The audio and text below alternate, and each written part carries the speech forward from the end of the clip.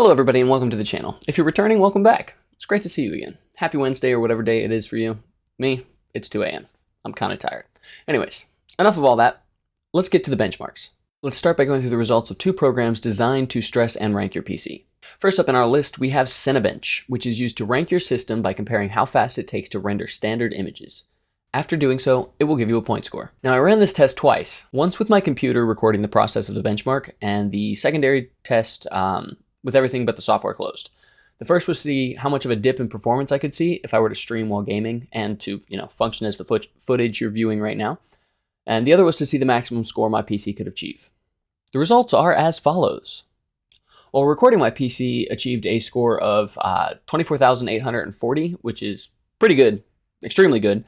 And upon turning off the recording software, the score jumped to an even higher 26,402. It's a good PC. Anyways, on to the second software. Second in our list is Furmark, which is used to analyze the temperature of your GPU over prolonged heavy loads. It also gives you like a frame rate as it runs through said heavy load. I only recorded this one for a short period, but my GPU temps hang out between like 68 and 71 degrees. There's around a 50 and 60 average FPS drop between recording and not. But we don't really care about that because, it's still at 500 frames and my monitor can't go above 240. All right, those were all the softwares I had access to. I looked into 3D Mark, but it's $30 and I can't really justify spending that right now. So, as a disclosure, I attempted to get some information on Fortnite and Valorant, but both games didn't want to launch. And after spending half an hour troubleshooting both of them, I kind of just gave up. Valorant, I had an issue with the Vanguard anti-cheat saying that my system build was not compatible or something. And Fortnite, the other one was the infinite like logout thing that it does. So I tried all kinds of things, couldn't get them to work. I don't play the games anyways, so it didn't really matter to me. Just gave up on those and we're going to move on. The first working game we got going was CSGO. So we ran the benchmark and the numbers are far higher than I'll ever need. The lowest frames I saw was in the 400s when walking through smokes, but it usually stayed above 1,000 frames. I don't think I'll ever need that many frames, but to each their own. After CSGO, I tested out Rocket League. While not having an official benchmark test, I did jump into the aerial training area, and the frames held steady around 1,000 FPS while I was running it, driving around. I don't know.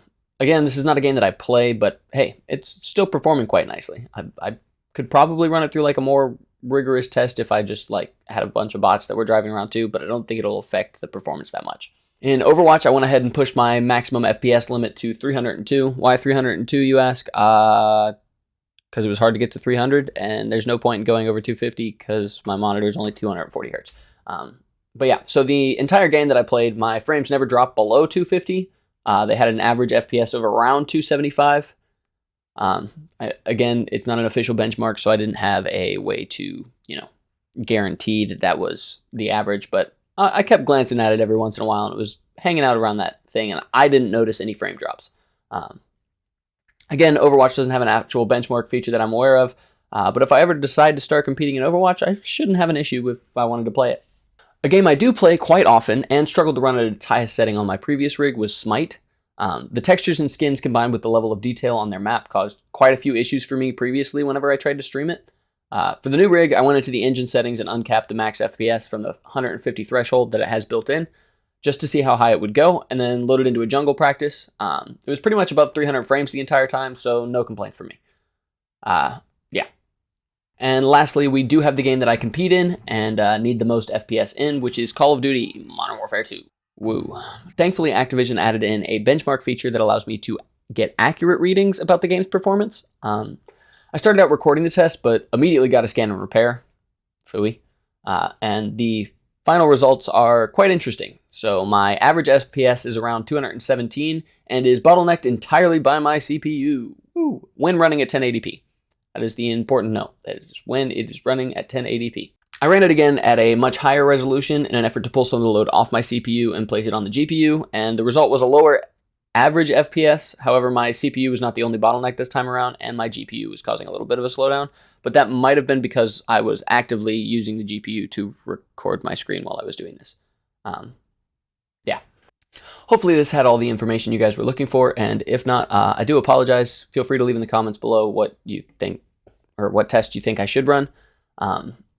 Again, don't say 3D Mark. I'm not spending the $35 on it. I'm going to use it for 10 minutes. Come on. In conclusion, with the current cooling I have inside the PC, I have roughly a 30-degree buffer in temps before it starts to thermal throttle, so I can overclock some stuff. Just, get a little bit better performance out of it. Do I feel like it? I don't know. We'll find out. As a warning, expect a bunch of Call of Duty and Smite related content in the coming weeks, and that's all from me. I'll see you next time. Hey, I just finished editing the video. Shout out KozyVeil, he's the one that told me to make it, so if you enjoyed the video, go give him a follow on Twitter. Anyways, bye for real now.